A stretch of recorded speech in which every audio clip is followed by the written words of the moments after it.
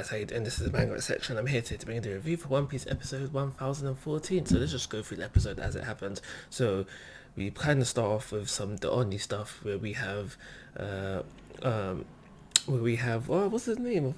Marco, like calming down those who have turned into Onis, like keeping them back in their senses while Chopper is working on the antidote. And on the other side of things, you have Queen, who's there trying to play the Pied Piper of sorts, trying to manipulate these people to still attack, telling them that Marco's still your enemy, you serve Kaido kind of thing, you need to be on the attack. So that's how we kind of start off with the episode, and Queen is able to convince some of them to attack Marco, but that don't go too well for them, and then that's when we flip over to probably the more exciting stuff of the episode. But we start off with basically Chopper working on the antibodies, and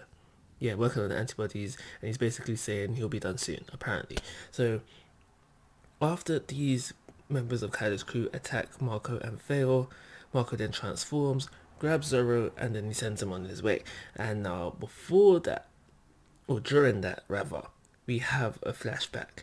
And Marco does flashback to the time where Ace basically went up to Whitebeard and was like, yo, we need to run up on Kaido for XYZ reasons, and Whitebeard wasn't on it. And now I don't think, in fact I'm pretty certain, it's not coming out of a place of fear like crowding at Kaido, like yo, calm down. I think it's more of a place where Whitebeard knew that going up against Kaido at that time would do more harm than good.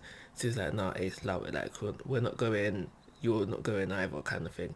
But we do learn during this time that I think it was both Marco and Isa, they were like, if Whitebeard ever gives you the go ahead, like, yo, sign me up, I'm down for the cause, kind of thing. And we also learned during this flashback, probably, I was going to say the most important thing to come out of the flashback, maybe?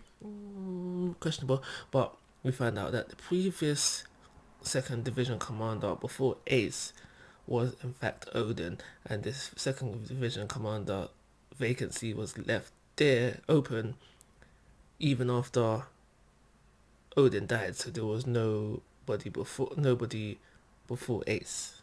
So that's a long time that the seat was vacant. And that was the flashback. Marco was tearing up about this, and like I said, he goes on his way. So if we keep on the Marco and Zoro stuff rather, after that, he flies up, and King and Queen both try to prevent him from doing what his job was at the time. Taxi, Uber, Bolt, all of them kind of taxi rides there. We know Marco was trying to get Zoro up to the roof, and he succeeds in that within this episode. So another thing that happens within this episode is that we get some Usopp and Nami and Otama stuff. Don't really care about that, but during that scene, we just basically have Usopp and Nami explaining to Otama that Luffy is Ace's brother. On a similar front, we had Yamato telling Momosuke and Shinobu that pretty much the same thing.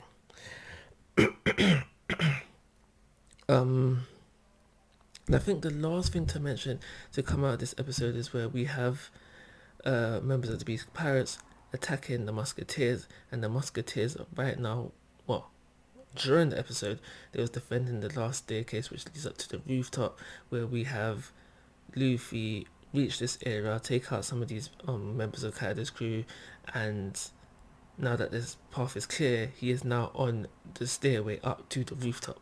So he's basically finally made it to the rooftop. We've been waiting, I don't know how long, episodes wise, but he's there. I remember when it happened in the manga, I felt like I was waiting forever for Luffy to get to the rooftop, but now in the anime, he's finally basically at the rooftop. I would have liked it if they finished off. Yeah, because if I remember correctly, in the manga, there was a chapter where he basically runs up, and then it ends with him up there. I would have preferred that than how we ended off within this episode, but still a good ending. I think I said this is the last thing I was going to talk about, but I completely forgot about the Big Mom and Kaido stuff that happened in this episode.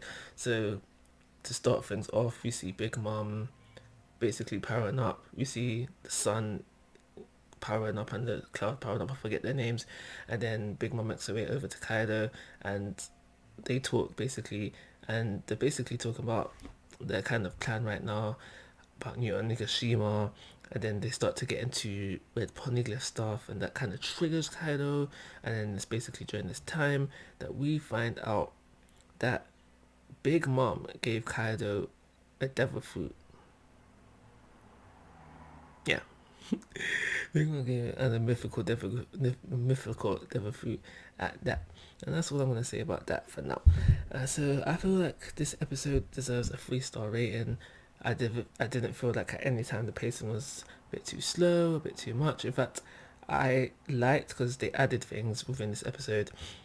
I liked that they extended Marco's flashback, the whole bit with Blackbeard. I don't remember being in the manga at all.